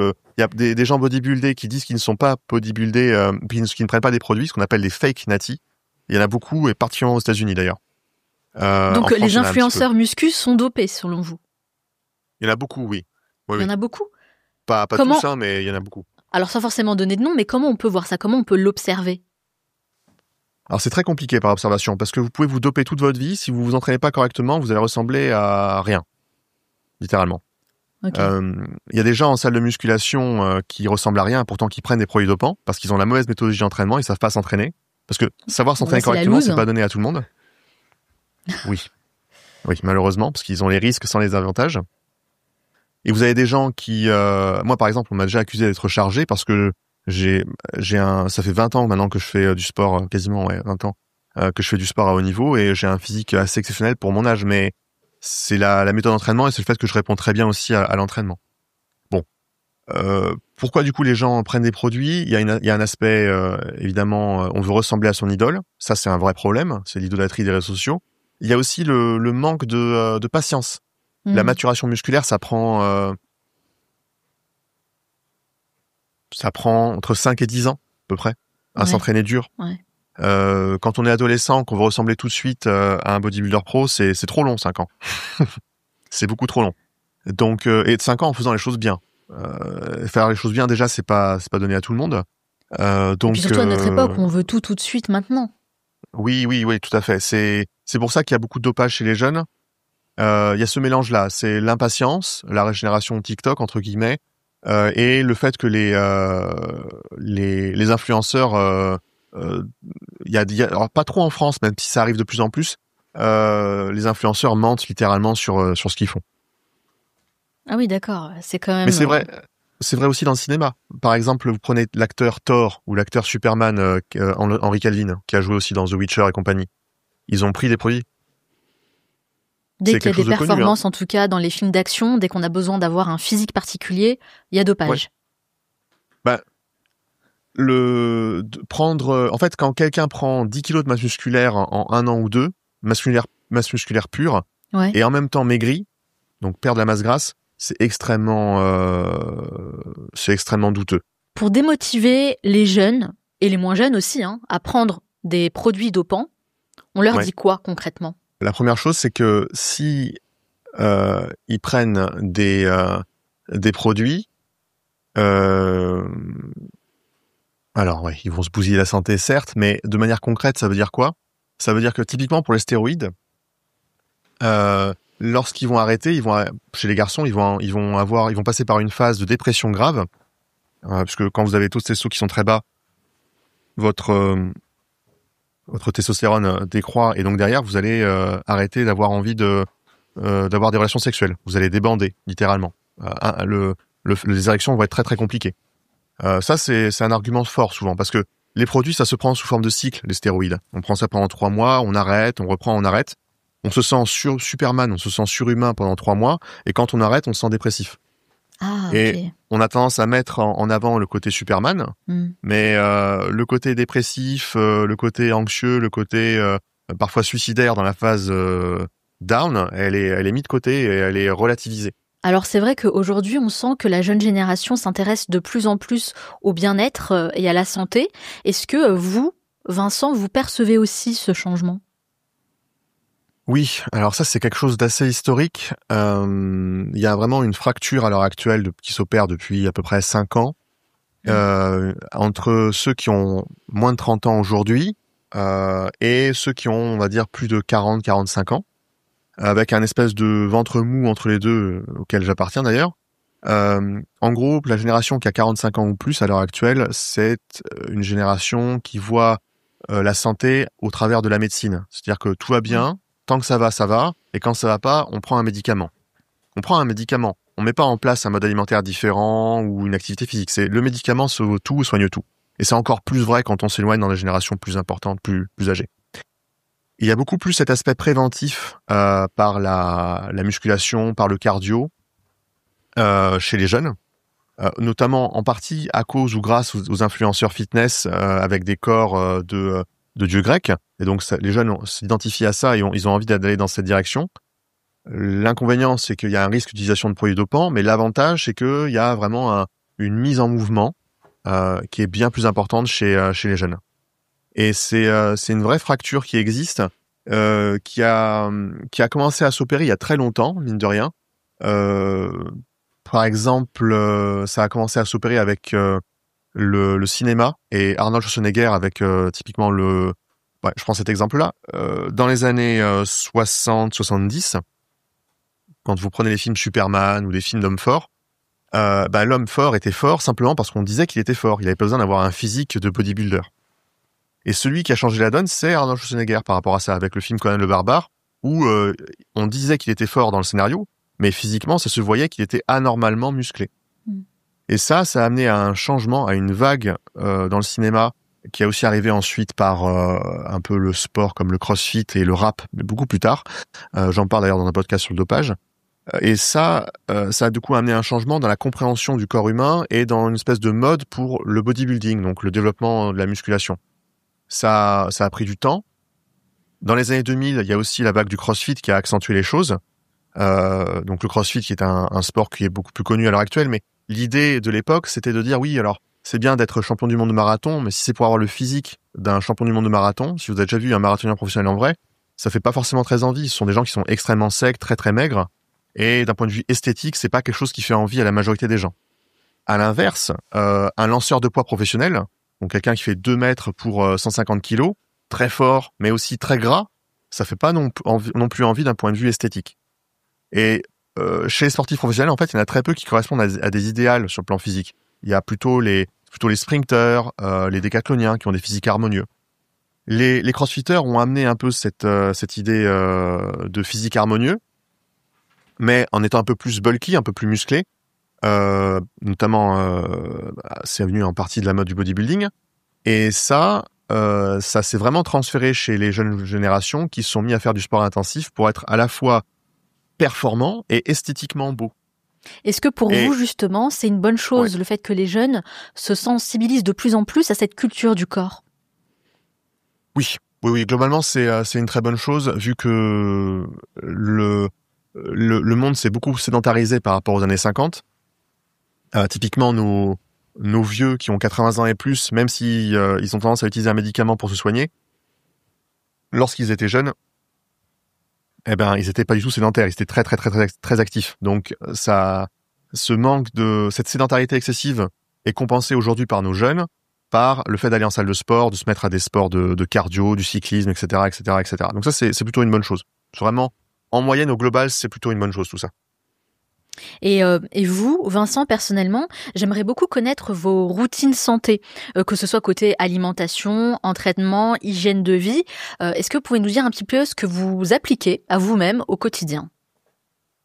Ouais, alors dans les choses qui vont vraiment changer mon quotidien, ça a été le réveil lumière, par exemple. Le quoi? Le réveil lumière. Le réveil lumière, qu'est-ce que c'est? Ouais, c'est un réveil qui vous réveille par la lumière naturelle, la lumière blanche. Ah oui.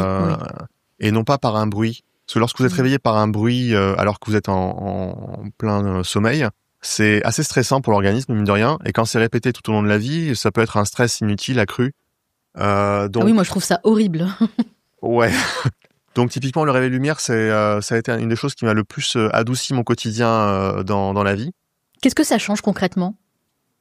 En fait, même si vous êtes endormi et donc vous n'êtes pas conscient, le fait qu'il y ait une lumière qui s'active près de vous, ça lance certains mécanismes physiologiques qui réveillent votre organisme en douceur au niveau des organes internes, au niveau du cerveau. Et donc vous réveillez pas seulement d'un point de vue conscient, mais aussi d'un point de vue métabolique. Et ça, c'est important pour la santé. Ouais. Et il y a autre chose que vous avez mis en place? Oui, dans les choses les plus utiles pour moi, ça a été les routines du sommeil. Cette espèce de petit temps à consacrer 15 minutes, 30 minutes avant le sommeil. Ça peut être des étirements, écouter une musique douce, lire un truc, me détendre, descendre dans les tours sur le plan cognitif pour améliorer en fait l'entrée dans le sommeil et améliorer la qualité du sommeil lui-même. C'est quelque chose qui a été bien démontré par la science d'ailleurs au cours des dernières années et qui, pareil, a amélioré la qualité de mon sommeil. Et le sommeil, c'est mine de rien quasiment un tiers de notre vie. Donc, si on peut améliorer un tiers de notre vie en y contribuant par 15 minutes de routine le soir, ça vaut le coup. Oui, le sommeil, c'est un pilier, hein, c'est très important. Niveau alimentation, est-ce qu'il y a quelque chose que vous avez mis en place aussi? Niveau alimentation, le simple fait de manger équilibré, d'avoir des apports adaptés à mon activité, c'est suffisant. Là, pour le coup, c'est très variable, ça dépend des gens. Il s'avère que je suis passé à un moment donné par une phase quand j'étais compétiteur où j'avais besoin de beaucoup de protéines. Donc, j'ai mangé jusqu'à 3 grammes de protéines par kilo de poids de corps par jour, ce qui est énorme. Et c'est pas du tout recommandé. Ça équivaut à quoi, 3 grammes de protéines? Moi, je fais 100 kilos, donc ça fait 300 grammes de protéines absorbées par jour, sachant que vous avez à peu près... dans 100 grammes de poulet, il y a 20 grammes qui sont absorbés, donc ça fait... en équivalent de poulet, ça fait beaucoup. Ça fait beaucoup de chicken, ouais. Voilà. Mais bon, c'était un contexte très particulier où j'étais athlète de très haut niveau. Je recommande pas de faire ça pour la plupart des gens. C'est vraiment très très contextuel. Mais non, le fait d'avoir des apports protéines suffisants, le fait d'avoir des apports en fibres suffisants, c'est déjà 2 leviers importants. Et le fait d'éviter les aliments transformés, c'est aussi un autre levier important pour avoir une bonne alimentation. Le reste, c'est des ajustages en fonction des gens. Et est-ce qu'il y a des aliments que vous ne mangez jamais? J'essaye... Alors... Oui, les aliments ultra transformés, j'essaie de les éviter, oui. Mais jamais, non. Si ça me fait plaisir de boire, par exemple, un soda parce que j'ai fait 2 heures de sport et que on est avec des potes dans une brasserie, oui, je le fais. Ça changera rien au monde. Et le fast-food, jamais aussi? Ah, c'est vrai que ça, pour le coup, jamais. Si je mange, par exemple, j'adore les burgers, mais si j'en mange, je vais chez un artisan. Un fabricant de burgers plutôt français, mais des trucs comme McDonald's, Burger King, pour moi, c'est des aberrations, ça. C'est vrai que ça, d'accord. Jamais. Ah oui, donc oui, effectivement, vous faites des choix bien conscients. Oui. Après, oui. Mais encore une fois, c'est lié à mon contexte. Quand j'étais plus jeune, j'avais des problèmes de dos, donc j'ai dû faire attention à ma prépa physique, à l'activité physique. Et j'ai aussi des problèmes assez graves au niveau digestif. Donc j'ai pris conscience très tôt des problématiques de la santé générale sur l'alimentation et le sport. Donc ça fait partie de moi. Il y a aussi l'alcool, hein. On sait que c'est très mauvais pour la santé. Est-ce que vous en consommez ? Ouais, l'alcool, ouais, j'en consomme peut-être, je bois un verre tous les 3 mois, un truc comme ça. D'accord. Vous Un verre de compensez vin. par quoi ? Le kombucha, le kéfir ? Alors, j'adore les verres de lait le soir. Ah, vous buvez du lait le soir ? Ouais, ça m'aide à m'endormir. Mais qu'est-ce que je compense peut-être par le chocolat. J'aime bien les pâtisseries, donc j'essaie de me faire plaisir. Le truc, c'est que c'est très calorique les pâtisseries, donc du coup, je le fais seulement les jours où je fais du cardio. Il y a peut-être aussi un peu cet aspect qui est qu'il y a beaucoup de sportifs qui font du sport parce que ça leur permet de manger plus ou moins ce qu'ils veulent. Oui, c'est ce que j'allais dire. Ouais, voilà. Ouais, forcément. Ouais, c'est partiellement vrai, ça, oui, effectivement. Mais l'alcool, non, jamais, presque jamais, parce que de toute façon, même en petite quantité, ça reste quand même délétère. Et alors, tout ce qui va être, donc les Subway, vraiment la junk food littéralement industrielle, non, ça c'est vrai que j'en prends jamais. Autant, quitte à manger un truc qui me fait plaisir, autant avoir vraiment un produit de qualité. Voilà. Et vous nous avez dit que vous faites beaucoup de sport. Est-ce que vous pouvez nous donner un petit peu le schéma de votre entraînement quotidien ? Alors ça varie de mois en mois, mais je fais à peu près 3-4 séances de force par semaine. De force, ça veut dire que je fais des charges lourdes. Donc ça représente 6-7 heures par semaine de base. Et en plus à côté, je fais beaucoup de cardio, donc beaucoup de vélo, de rameur, de ski erg, d'éco-bike, du vélo dehors aussi. Je fais un peu de sprint aussi pour la course à pied. Je varie énormément et ça peut représenter 10 heures dans la semaine. Ça, c'est un conseil que vous donneriez, de varier ses activités physiques. C'est ce qui aide aussi à perdurer, à garder un rythme, à ne pas s'ennuyer. Alors, dans une certaine proportion, oui. Après, il faut bien différencier le sport santé et le sport loisir. Le sport loisir, c'est pour se faire plaisir. C'est très important pour s'aérer, se détendre, faire baisser sa charge mentale et émotionnelle. Mais c'est seulement sous condition que le sport santé a été fait. Ouais. Le sport santé, faire du cardio pour sa santé, faire de la musculation pour corriger certains points faibles, enlever des douleurs, prévenir des douleurs, c'est essentiel. Donc, oui, c'est important de varier, mais il faut pas oublier le cœur quand même, cette espèce de noyau dur de discipline à maintenir toutes les semaines. Et alors du coup, j'en profite pour vous demander ça parce que c'est quelque chose qu'on voit beaucoup aujourd'hui sur les réseaux sociaux. Est-ce que la marche rapide inclinée fait perdre du poids ? Ça, on voit beaucoup de coachs comme ça qui préconisent justement de marcher sur un tapis de course, de marcher rapidement avec une inclinaison particulière, avec un temps particulier pour perdre du gras. Est-ce que c'est vrai ça ? Non. Non, c'est pas vrai ? Alors, non, c'est pas le sport qui fait perdre du poids. Ce qui fait perdre du poids, c'est la combinaison de deux choses. C'est un sommeil de qualité qui amène à des sensations alimentaires équilibrées et un système hormonal équilibré et un déficit calorique. D'accord ? Un déficit calorique. Ouais, on est des créatures qui sommes régies par des lois de la physique, des lois de la thermodynamique. Si vous apportez moins de calories que ce que vous consommez, vous allez perdre du poids. Par contre, on est aussi des créatures biologiques, ça veut dire que si vous avez des compensations alimentaires parce que vous êtes stressé, fatigué, anxieux, vous avez un sommeil dégradé, vous pouvez très bien augmenter vos apports caloriques sans vous en rendre compte. C'est quelque chose qui a été quantifié, ça, ce qu'on appelle la nourriture inconsciente. Quelqu'un qui est fatigué, stressé parce qu'il a un sommeil de mauvaise qualité, il peut consommer jusqu'à 500 calories de plus sans s'en rendre compte par jour, littéralement de manière inconsciente. Il mange et il se rend pas compte de ce qu'il fait et il mange un peu plus et à la fin de la journée, il fait 500 calories. Sauf que si cette personne se décide à faire un déficit calorique de 500 calories alors que de manière inconsciente, elle en mange plus 500, à la fin, elle a l'impression de pas perdre de poids, mais effectivement, c'est parce que d'un point de vue mécanistique, d'un point de vue thermodynamique, elle est à l'équilibre. Donc, la marche rapide, inclinée sur tapis de course, c'est du bullshit. C'est utile pour la santé, parce que ça développe vos mitochondries, ça développe votre endurance, ça augmente la production de vaisseaux sanguins sur le corps. Donc, pour la santé, c'est bon. Mais Mais là, En on fait, nous le souvent, vend pour perdre du gras, c'est différent. oui, mais en fait, souvent, c'est une erreur souvent de la part des coachs sportifs, c'est de croire, effectivement, le fait de mettre quelqu'un à une activité physique régulière tous les jours, si la personne mange comme avant, elle va être en déficit calorique, parce qu'elle consomme plus de calories. Mais au bout d'un moment, en fait, le cerveau, il ajuste. Alors, on en a un petit peu parlé tout à l'heure. J'aimerais savoir ce que vous pensez des compléments alimentaires pour améliorer sa santé. C'est contextuel.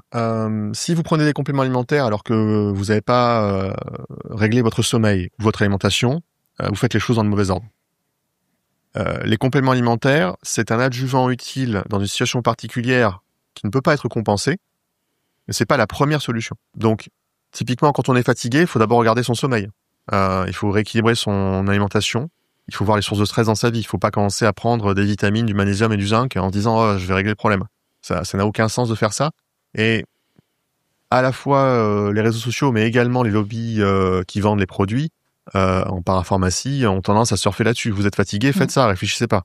Non, si vous devez régler d'abord votre alimentation. Si vous savez pas le faire, consultez un professionnel de santé. Vous devez régler votre sommeil. Si vous savez pas faire, consultez un professionnel de santé.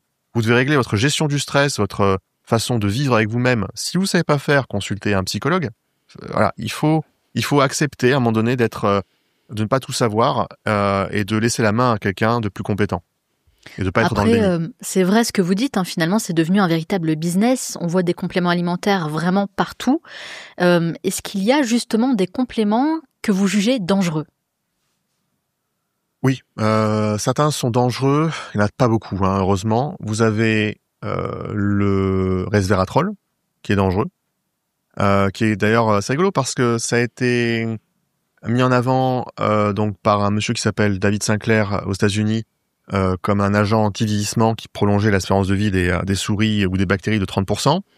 Ça a été aussi mis en avant en France parce que le vin contient un tout petit peu de resveratrol et donc il y a des gens qui ont dit ça explique le French paradox, la raison pour laquelle les Français qui mangent du fromage et du vin vivent quand même plus longtemps que les Américains. Bon, la réalité c'est que les Américains font absolument n'importe quoi sur le plan alimentaire et que en fait juste en ne mangeant pas aux États-Unis, on vit plus longtemps, littéralement. Mais ouais, le resveratrol typiquement, on propose ça en complément. Et en fait, ils se sont rendus compte avec le temps que c'est vraiment un truc qui a été très étudié, qui a fait beaucoup débat dans la recherche scientifique depuis 20 ans. On s'est rendu compte que c'était non seulement ça n'avait pas d'effet, mais en plus c'était délétère, typiquement pour la progression lorsqu'on s'entraînait en cardio. Ok. En fait, ça crée ce qu'on appelle un stress hormétique, donc un stress adaptatif au niveau cellulaire. Donc, une cellule, lorsqu'elle subit un stress, elle s'adapte. Ça, c'est positif. Ce stress, on peut très bien l'obtenir par l'activité physique. On n'a pas besoin d'un complément pour ça. Et donc, si vous surstressez l'organisme et que celui-ci voit ses capacités d'adaptation dépassées, ça devient délétère. Et le problème, c'est que le dosage recommandé par ces gens sur le resveratrol, qui est de l'ordre de prendre au moins 500 mg, voire 1 g de resveratrol, ça dépasse clairement les capacités d'adaptation du corps. Et là, c'est délétère.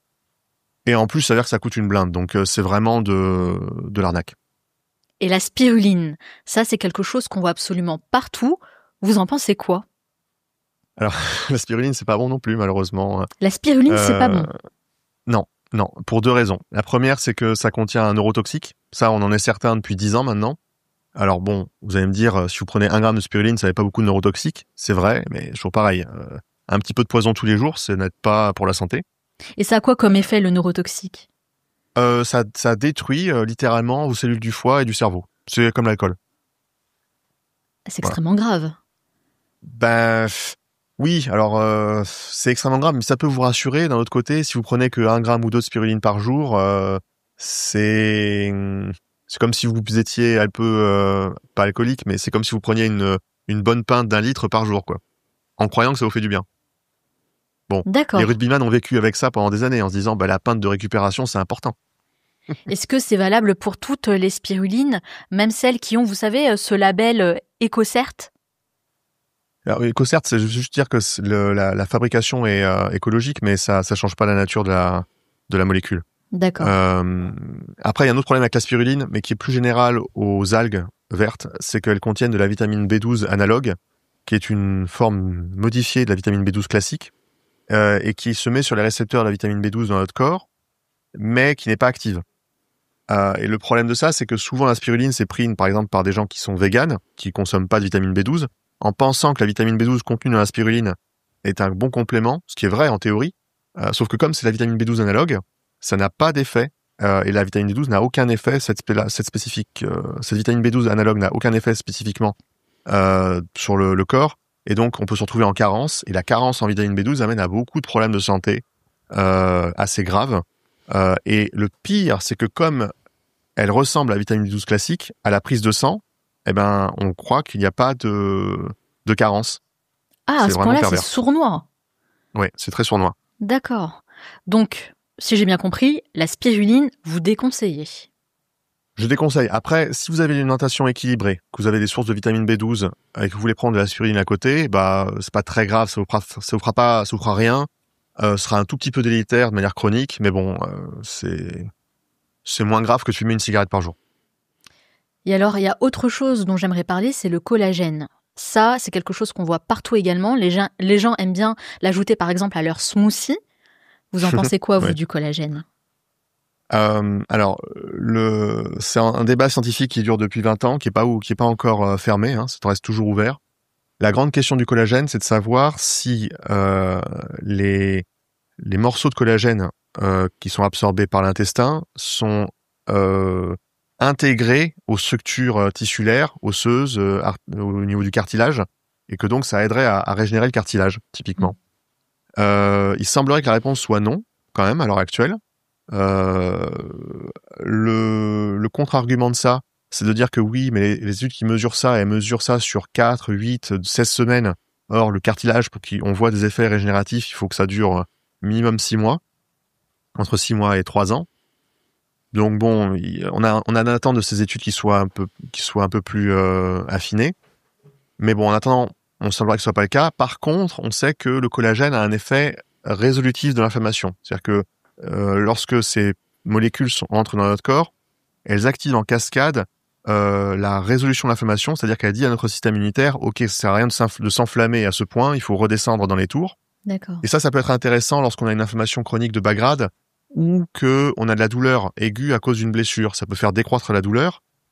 Et ça peut être important parce que si cette douleur, par exemple, vous empêche de dormir, là, pour le coup, ça peut dégrader littéralement votre régénération. Donc, dans ce contexte-là, ça peut être utile. Mais là, il faut faire attention au dosage. Souvent, il y a des compléments alimentaires qui sont vendus où on prend 1 gramme ou 2 de collagène. Ça sert à rien. Les dosages, pour que ce soit efficace, c'est du 10 grammes. Donc, le collagène dans les smoothies pour rajeunir ou avoir une plus jolie peau, ça sert strictement à rien. Alors, si vous en prenez 10 grammes, ça aura un effet. Pour la peau, ça a un effet léger quand même de régénération de la peau. Quand même, d'accord. La problématique, c'est plutôt pour le cartilage ou les os. Ok. Plutôt pour ça. Maintenant, pour la peau, ce qui reste de loin le plus efficace, ça reste l'acide hyaluronique, typiquement, qui est très efficace. C'est une petite molécule qui est capable de capter à elle jusqu'à 1000 molécules d'eau. Et donc, ça redonne de l'élasticité à la peau, parce que ça ramène de l'eau dans la peau. Mais c'est vrai aussi dans les cartilages. D'ailleurs, ça huile le cartilage. C'est très utile chez les personnes qui font beaucoup de sport ou qui sont âgées. Donc ça, typiquement, l'acide hyaluronique, c'est une molécule utile. Quels sont les compléments alimentaires qui sont utiles à prendre selon vous ? Parce que là, on a parlé de ceux qu'il faut pas forcément, qui sont à bannir. Quels sont ceux qui sont utiles ? En fait, si vous avez une activité physique modérée, vous êtes à, disons, moins de 6 heures de sport par semaine, et normalement, vous devriez pouvoir tout trouver par votre alimentation. Voilà, c'est à peu près ça.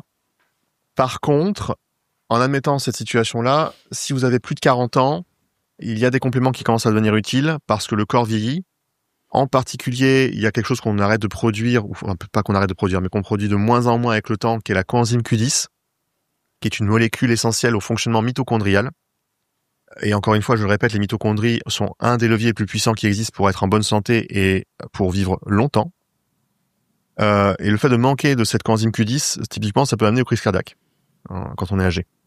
Mais pas que, ça fait décroître l'activité cellulaire dans absolument tous les tissus. Et à partir de 40 ans, ça devient utile de se complémenter là-dedans à hauteur de à peu près 200 mg par jour. il faut rajouter 200 mg tous les 10 ans. Donc 200 mg à 40, 400 à 50, D'accord. 600 à 60, etc., etc. Donc celui-là, oui. Ok. Un autre qui est utile, c'est un antioxydant, ou plutôt un précurseur d'antioxydants. Alors, les antioxydants, c'est souvent utilisé à tort et à travers dans toutes les directions pour dire, bon, il faut des antioxydants pour être en meilleure santé. Si vous avez des antioxydants en trop grosse quantité, c'est plutôt délétère pour l'organisme, en réalité. C'est plutôt pro-oxydant, malheureusement.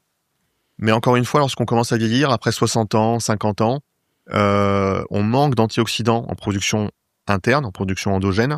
Et avoir un activateur de la production endogène permet de compenser ça. Alors, vous en avez deux classiques. Vous avez la vitamine C, le grand classique, qui est très bonne pour la santé. Mais il faut pas en abuser. C'est-à-dire qu'au-delà de 1 ou 2 grammes, 2 grammes c'est plutôt pour les sportifs, 1 gramme pour les sédentaires, ça devient délétère. Ça devient contre-productif. Donc, jusqu'à 1 gramme, c'est bien pour la santé. Et l'autre chose aussi qui est utile, c'est ce qu'on appelle le NAC. C'est N-acétyl, je sais plus quoi. Ça a un nom, NAC. Et c'est un précurseur du glutathion, qui est l'antioxydant le plus puissant que possède l'organisme, et qui permet de faire pas mal de choses très utiles pour la santé. Donc voilà, ça c'est les deux essentiels. Après, vous avez tout un tas de choses contextuelles. Si vous mangez pas assez de poissons ou de sources d'oméga 3, se complémenter en oméga 3, ça peut être très utile, puisque les oméga 3 sont pro-résolutifs de l'inflammation. Donc encore une fois, ça peut être très utile, parce que l'inflammation de bas grade, c'est quand même ça qui en partie fait que le vieillissement est mal vécu.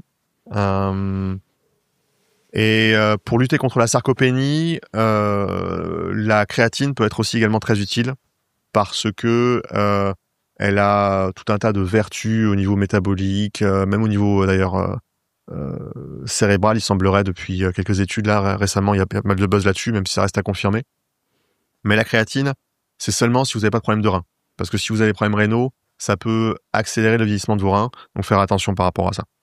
D'accord. Bon. Mais écoutez, merci beaucoup Vincent pour toutes ces précisions qui sont très utiles. Je suis en train de me dire que si on a des commentaires qui vont dans ce sens, peut-être qu'il serait bien de faire un épisode dédié aux compléments alimentaires, parce que je pense que c'est un vaste sujet, et j'ai encore pas mal de questions là-dessus, mais pourquoi pas? Ça peut faire l'objet en tout cas d'un nouvel épisode. On verra ça. On continue. Je sais que vous avez beaucoup étudié le vieillissement, donc j'aimerais avoir des conseils pour garder un corps en bonne santé et bien sûr le plus longtemps possible. Bien vieillir le plus longtemps possible, c'est une forme de performance de la santé. D'accord ? On peut voir la performance, elle émerge d'une bonne activité au quotidien, une activité de santé, une activité saine. Donc, si vous faites les choses bien au quotidien, vous avez plus de chances de vieillir en bonne santé et de vivre le plus longtemps possible. Mais c'est pas une certitude. Bien sûr. Ce qu'il faut bien comprendre, ça j'insiste par rapport à ça, c'est que on ne connaît pas à l'heure actuelle un remède miracle pour vivre jusqu'à 100 ans. Ça n'existe pas, personne ne sait ça. On est à peu près certain que en faisant du sport, donc du cardio en particulier, en gardant sa masse musculaire, en ayant un système digestif de qualité et en évitant des produits toxiques comme les perturbateurs endocriniens, les métaux lourds, on est à peu près certain de vivre en excellente santé jusqu'à 85 ans. Voilà. Peut-être on peut pousser jusqu'à 90, 95, mais au-delà, c'est des facteurs génétiques ou des facteurs inconnus qu'on n'arrive pas à maîtriser à l'heure actuelle. Ok. Voilà. Donc, la base, c'est simplement d'avoir une bonne VO2 max, qui est le repère en cardio pour savoir si on a un système cardiovasculaire en bonne santé, d'avoir de la masse musculaire et d'avoir un système digestif de qualité. Sur ces aspects-là, quelle est la plus grosse lacune que vous observez chez les gens d'une manière générale? C'est quoi en fait notre talon d'Achille? Ce que les gens ont du mal à faire? Sincèrement, les 3 points évoqués sont un talon d'Achille. D'ailleurs, je pourrais même en rajouter un 4e qui est le sommeil. C'est assez terrible. Ouais.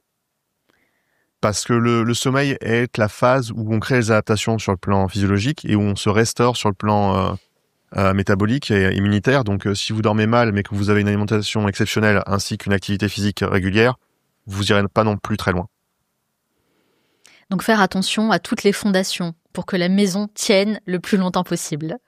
Ouais, et après, c'est un peu de la chance aussi. C'est-à-dire que parfois, on s'expose à un virus sans le vouloir, on s'expose à un produit toxine sans le vouloir. Il y a une composante aléatoire à la vie qu'il nous faut accepter.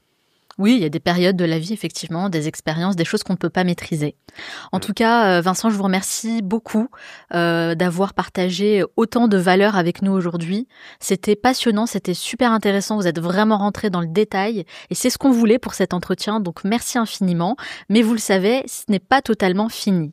J'ai un petit rituel. À la fin de chaque entretien, j'aime poser une série de questions rafales. Le but, c'est d'apprendre à mieux vous connaître, vous personnellement, à travers des questions fun et décalées. Ça dure pas longtemps, 1 minute. Est-ce que vous êtes prêt ? Oui. Est-ce que vous êtes vraiment prêt, Vincent ? Ça, je ne sais pas. Allez, c'est parti. Vincent, quelle est la première chose que vous faites en vous levant le matin ? Je vais mettre un coup d'eau au visage pour me réveiller. Quelle est la chose à laquelle vous croyez et que les autres considèrent comme une folie ? Je pense que on peut s'entraîner 10-15 heures par semaine et être en excellente santé. Quelle musique écoutez-vous en boucle en ce moment ? Une musique avec Deadpool et Wolverine, qui est une musique modifiée de Madonna. Je sais plus très bien quel est le nom de la musique. Quel est le luxe dont vous ne pourriez pas vous passer ? La douche chaude le matin ou le soir. Enfin, la douche chaude de manière générale. C'est un luxe pour vous ? Ouais. Oui, parce qu'il y en a beaucoup qui aiment de prendre des douches froides, c'est vrai. Quel est l'endroit où vous aimez aller pour vous ressourcer ? Dans mon lit. Si vous pouviez inviter une personne à votre table pour déjeuner, n'importe qui, sans limite, qui choisiriez-vous ? Jordan Peterson. Quel est le dernier livre que vous avez lu ? Là, en ce moment, je suis en train de lire un ouvrage sur la mythologie égyptienne pour me rafraîchir la mémoire. Quel est votre talent caché ? C'est pas vraiment un talent caché, mais j'ai été magicien professionnel pendant 10 ans. C'est vrai ? Bah si, quand même. Quelle est la mauvaise habitude dont vous aimeriez vous débarrasser ? J'ai tendance à me coucher trop tard le soir. Quel est le meilleur conseil qu'on vous ait donné ? Que l'humilité ne consiste pas à se considérer comme inférieur, mais à être affranchi de l'importance de soi. Et le pire conseil, celui que vous n'auriez jamais dû suivre ? Ne pas mettre de casque sur le vélo. Vincent, est-ce que vous croyez en Dieu ? Ouais. Que demandez-vous le plus dans vos prières ? Je prie pas. Quelle est votre Madeleine de Proust, quelque chose qui vous rappelle votre enfance ? Les gaufres au chocolat. Selon vos proches, quelle est votre plus grande qualité ? Je suis pédagogue. Et selon vous, quel est votre plus grand défaut ? J'essaie trop de rationaliser parfois des choses qui n'ont pas besoin de rationaliser. Quelle est la dernière chose que vous faites avant de dormir ? Ce que je fais. En général, je fais des étirements. Et la respiration, au choix. Et bien sûr, la question phare du Manal Show, la question signature, avec les années, avec tout ce que vous avez appris, quelle est la leçon que vous avez apprise ces dernières années et qu'on n'apprend pas sur le banc de l'école ? Que la vérité ne gagne jamais, mais que ses ennemis finissent toujours par mourir. Ah, très bonne leçon. Merci beaucoup, Vincent, d'avoir répondu à toutes mes questions. J'ai une dernière petite question pour vous, parce que je sais que vous travaillez actuellement sur un livre. Est-ce qu'on peut avoir une petite exclue sur la thématique et la date de sortie aussi, pour qu'on puisse regarder tout ça ?